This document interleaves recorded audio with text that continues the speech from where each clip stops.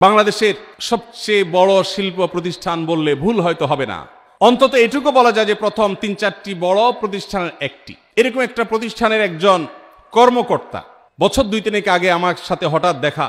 তিনি আমাকে দেখে বেশ আবেগ আপ্লুত হলেন এবং অনেকটা জড়িয়ে ধরলেন এবং বললেন, ভাই, আপনার একটি আলোচনা থেকে আমার জীবনের ভিতরে এমন এক পরিবর্তন আসছে যেটা অকল্পনীয়, অভাবনীয়। তো আমি একটু কৌতূহল হয়ে জানতে চাইলাম কোনটা সেটা। তখন তিনি বললেন, ভাই, আমার জীবনে এমন একটা রোগ হয়েছে, যেই রোগ ট্রিটমেন্ট করার জন্য দেশে বিদেশে বিভিন্ন জায়গায় গিয়েছে, কোনো চিকিৎসা এর আমি পাই নাই।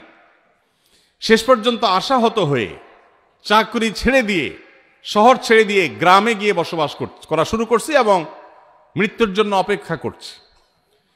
এর মধ্যে আপনার একটা আলোচনার ক্লিপ আমার চোখের সামনে আসলো সোশ্যাল মিডিয়ায়, তো এটা শুনলাম। সে আলোচনাটা ছিল আল্লাহর কাছ থেকে অসাধ্য সাধন করার সময় হলো ভোর রাত তাহাজ্জুদের সময়। আমি এই আলোচনা পুরোটা শোনার পর ওই রাতেই আমি ঘুম থেকে উঠে ভোর রাতে তাহাজ্জুদ পড়ে আল্লাহর কাছে বুক ভাসিয়ে মন ভরে কাঁদলাম, দোয়া করলাম। ওই ভাই বললেন যে আমি এত দোয়া করলাম, দোয়া করতে করতে দীর্ঘ সময় আমি পরিতৃপ্ত হলাম, আমার দোয়া শেষ হয়ে গেল। এরপর দোয়া করে শেষ করার পর ফজর নামাজের সময় হয়ে গেছে, আমার ফিল হলো, অনুভব হলো যে আমার শরীরে আর কোনো রোগবালাই এখন মনে হয় নাই। এবং তিনি গত 2 দিন আগেও তার সাথে আমি দেখা করলাম ঢাকায়, গতকালকে দেখা করলাম, 2 দিন আগে না, মাত্র 1 দিন আগে দেখা করলাম। তিনি এখন সুস্থ সবল হয়ে আবার তার চাকরিতে ফিরে গিয়ে স্বপদে সমহিমায় আছেন।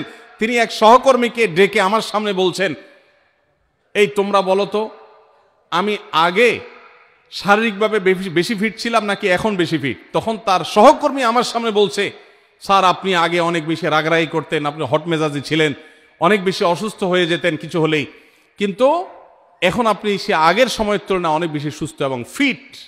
তিনি বললেন, ভাই, ভোর রাতের দোয়ার প্রভাব এত বেশি, তাহাজ্জুদের সময়ের দোয়া এত গুরুত্বপূর্ণ যে এই এক দোয়া আমার জীবনকে আমূল পরিবর্তন করে দিয়েছে। এই জন্য ভাইরা, রমজান মাসে বিশেষ করে যখন তাহাজ্জুদের সময় সাহারি খেতে যখন উঠবেন, সাহারি খাওয়ার পর 10টা মিনিট সময় হাতে রাখেন, বা সাহারি খাওয়ার আগে 10টা মিনিট আগে উঠে উজু করে 2 রাকাত 4 রাকাত নামাজ পড়ে, বা নামাজ পড়ার সময় না থাকলে অন্তত কেবলামুখী হয়ে 2টা হাত তুলে আল্লাহর কাছে একটু চান।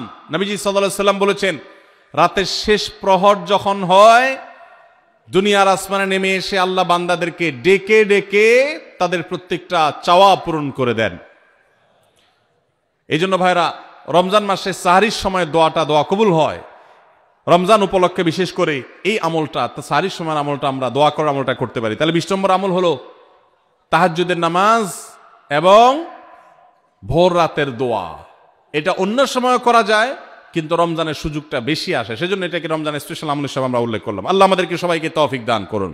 সাহারি খেতে উঠলে একটু দোয়া করবো তো ইনশাআল্লাহ, 2-4 মিনিটের জন্য হলে দোয়া করবো, একাকে নির্জনে আল্লাহর কাছে কেবলামুখী হয়ে। এর চেয়ে বড় দুর্ভাগ্যের বিষয় কি আছে যে আল্লাহ চাওয়ার জন্য ডাকছেন আর আমি অবহেলা করে বসে আছি। ভাইরা আমার, 5 ওয়াক্ত নামাজের জন্য মুয়াজ্জিন আপনাকে ডাকে, কিন্তু ভোর রাতে দোয়া কবুলের জন্য স্বয়ং আল্লাহ আপনাকে ডাকেন।